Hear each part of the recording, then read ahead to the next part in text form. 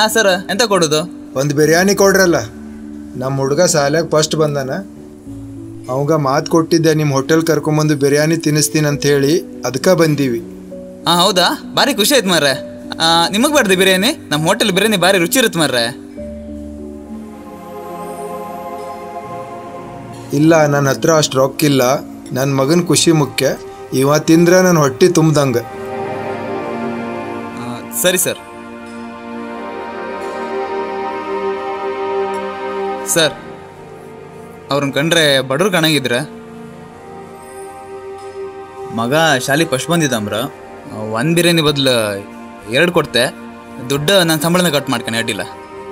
2 biryani serve ಮಾಡು, 1 biryani bill ಕೊಡು, ಹಂಗೆ 2 ಬಿರಿಯಾನಿ ಮನೆಗೆ ಪಾರ್ಸಲ್ ಮಾಡಿಕೊಡು. ಸರ್ ಅದು ಹಾಂ, ನೀನು ಸಂಬಳದ ಏನು ಕಟ್ ಮಾಡಲ್ಲ. ನಮ್ಮ ಏರಿಯಾ ಮಕ್ಕಳು ಬೆಳಿಬೇಕು, ಇದು ನಮ್ಮ ಹೋಟ್ಲ್ ಕಡೆಯಿಂದ ಗಿಫ್ಟ್ ಅಂತೇಳು. ಸರಿ ಸರ್.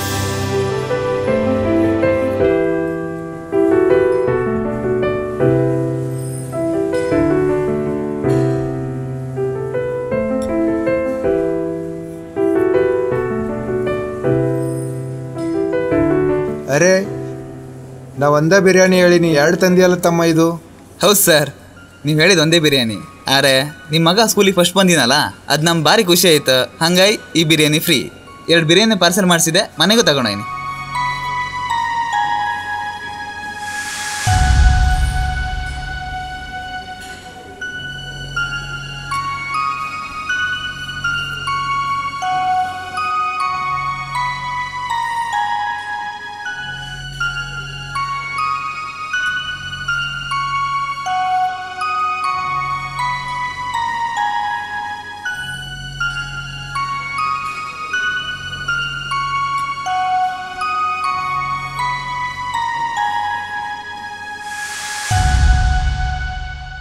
ಶ್ರೀ ಮಾರುತಿ ಹೋಟೆಲ್, ನಾಟಿ ಸ್ಟೈಲ್, ಚಂದ್ರ ಲೇಔಟ್, ಬೆಂಗಳೂರು.